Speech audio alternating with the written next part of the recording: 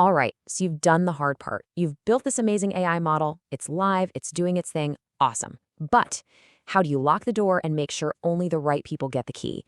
That's exactly what we're going to dig into right now. No, really, take a second and think about that. Your model, your valuable intellectual property, is just sitting there on a server with an endpoint. Who right now can hit that endpoint and get a prediction back? If the answer is, I'm not sure, then this explainer is definitely for you. So let's picture it. We've got a killer churn predictor for a big telecom company. This thing is worth a ton of money. It tells them which customers are about to walk.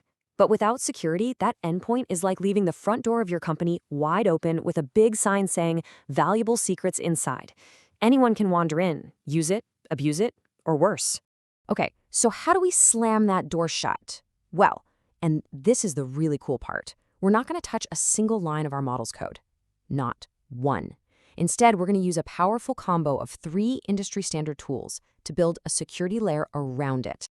Okay, first up in our toolkit is KServe. You can think of this as the foundation, right? It's the platform that's already running our churn model, making it a real scalable service. It's great at serving models, but it's not a security guard. Now, this is where the magic happens. Meet Istio. Honestly, the best way to think about Istio is like a super smart, super strict gatekeeper, standing guard right at the entrance to your service. It checks every single person coming in and out, and the best part is, our model doesn't even know it's there. That's incredibly powerful. All right, so our gatekeeper is on duty. But how does it know who's on the guest list? That's where JWTs, or JSON Web Tokens, come in.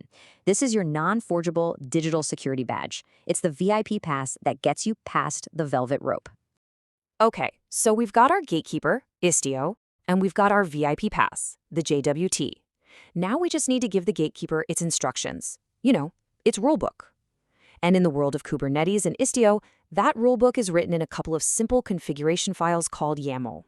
Step 1 is pretty straightforward. We've got to teach our gatekeeper what a real VIP pass looks like versus a fake one.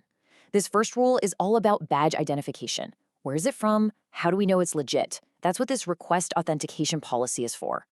Whoa, okay, that might look a little intimidating, right? A big block of code. But don't sweat it. This is just the formal language for that rulebook we talked about. Let's break down the only parts you really need to care about. So what's this thing actually saying in plain English? First, selector just points the rule right at our churn predictor. Easy.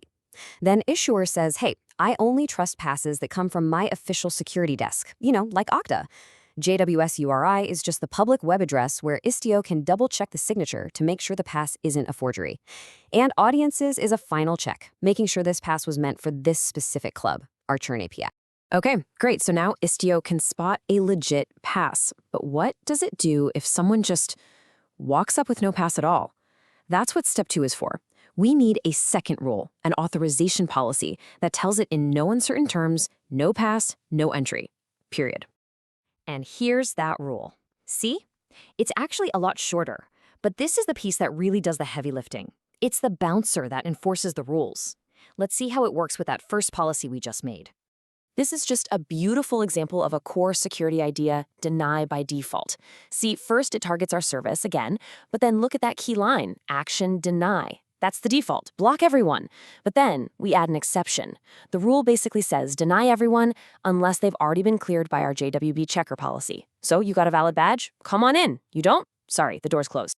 All right, the rules are written, the gatekeeper has its instructions. Time for the moment of truth. Does it actually work? We're going to try to get in twice, once with the pass and once without. So we're going to use a super common tool called curl to make our API calls. And the important part to see here is this authorization bearer header. That's how we flash our VIP pass, or JWT, at the gate. And boom, check it out. It worked perfectly. On the left, with our token, we get a big green light, 200 OK, and the model gives us our answer, success. But on the right, when we show up with nothing, the gatekeeper, Istio, slams the door shut. 403, forbidden. Access denied. It's beautiful. Okay, so we've got a working lock on the door. That's awesome. But making something work on your laptop versus making it rock solid for a real live production system, that's a whole different ballgame. So let's quickly cover a few pro tips to make this setup truly robust. This table here is basically your cheat sheet for a top-tier setup. but let's just focus on two really critical ones. First, key management. Your tokens, your VIP passes, should expire quickly, maybe after an hour. This really limits the damage if one ever gets lost or stolen. And second, monitoring. You have to watch for those 403 denied errors. If you suddenly see a huge spike in them, that could be a red flag that someone's trying to rattle the doorknobs.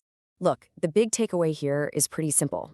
While you might see other ways to do this, using a service mesh like Istio is the modern, industry-standard way. It's just better. It's more powerful, and it keeps your security roles completely separate from your actual application code, which is exactly what you want. And I think this quote from the source material just sums it all up perfectly. The real magic here is that you can apply this rock-solid security to any model, at any scale, without ever changing the model's code. That is a huge win. And that brings us to one last big picture question. We just secured one model, but as AI gets woven deeper and deeper into the fabric of our businesses, making critical decisions, how are our security practices going to have to evolve to keep up? It's something we're all going to have to think about.